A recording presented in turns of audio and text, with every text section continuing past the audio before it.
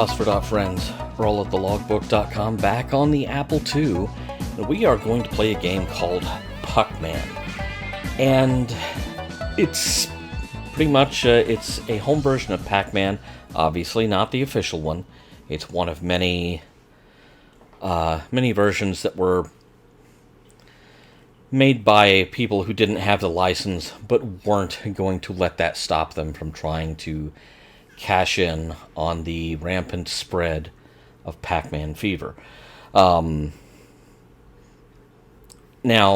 one really interesting thing, though, here, and for some reason the menu screen's a bit messed up, but it's showing you the controls for two different modes of play, and I think we may be seeing here the very first instance of a game that is acknowledging that arcade displays at the time tended to be TVs set on one side, vertical.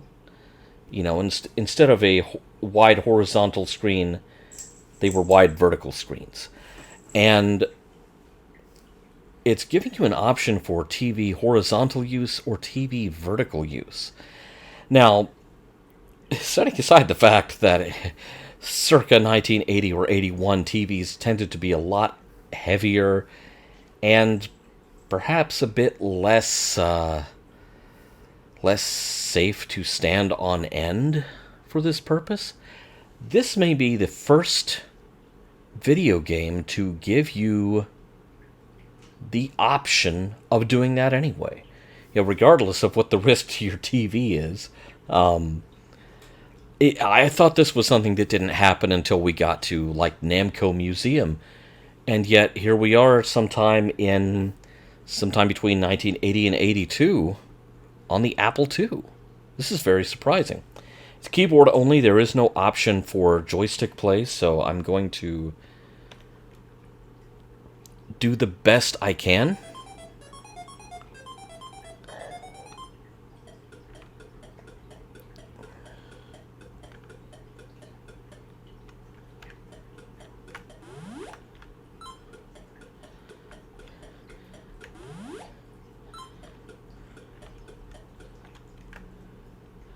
It's a very simple take on Pac-Man, and the whole display is on its side. So even though you were not setting your TV on end, it is still basically, it's doing this as a vertical display, whether you are playing it that way or not. So even the score is sideways.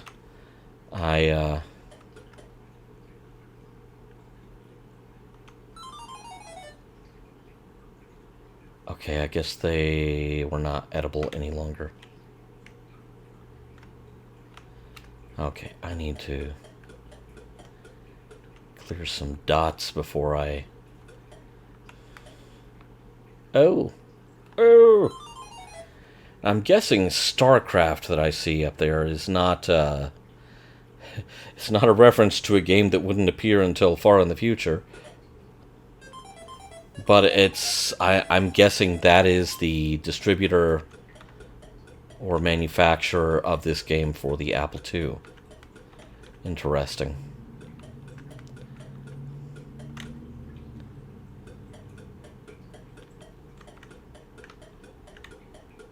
Oh! Having a hard time getting used to this control scheme.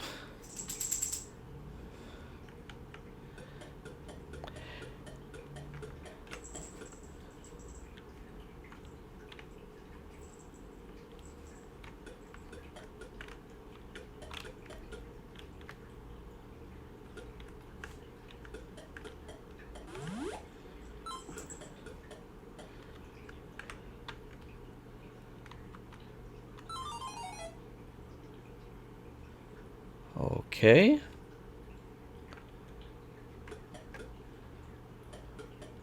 I must really be missing some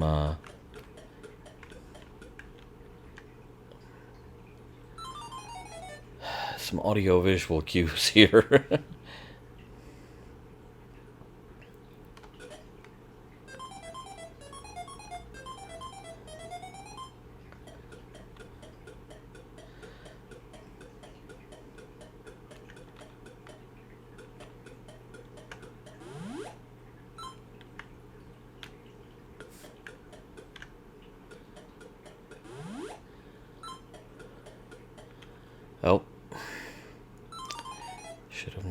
would probably happen.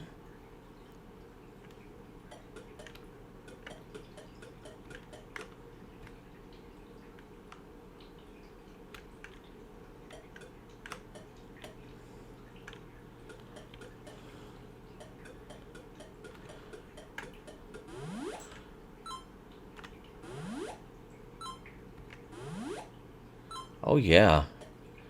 Can I get the fourth guy? Or should I just eat some dots? Or should I die? Like a dog for no good reason.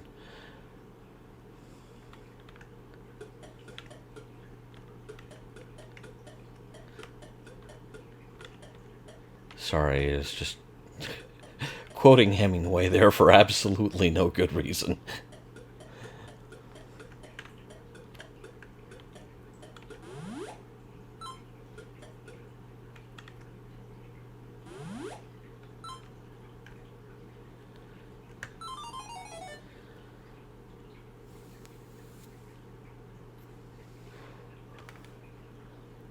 Okay, I did just die for no good reason. I did not see what happened there. Okay, so obviously a very primitive take on Pac-Man, and that's okay because at the time this came out, you probably didn't have superior games such as Taxman on the market. I'm going to say this was probably one of the first attempts to cash in on Pac-Man on the Apple II. Taxman really being the best of the bunch, obviously, because Atari acquired that code and used it itself after changing the names that had been changed to try to get around the threat of legal action from Atari. In this case, evidently unsuccessfully. So StarCraft was trying to beat everyone to the punch. It's the vertical display thing it's really interesting. I think we may be looking at the first ever home port of an arcade game that was going to give the user the perhaps ill-advised option of turning their TV on its side to play. The other play mode obviously would work if you were looking at this as a vertical display in that context. And very forward-looking of them to include that, but unfortunately it doesn't mean that the rest of the game is really that good.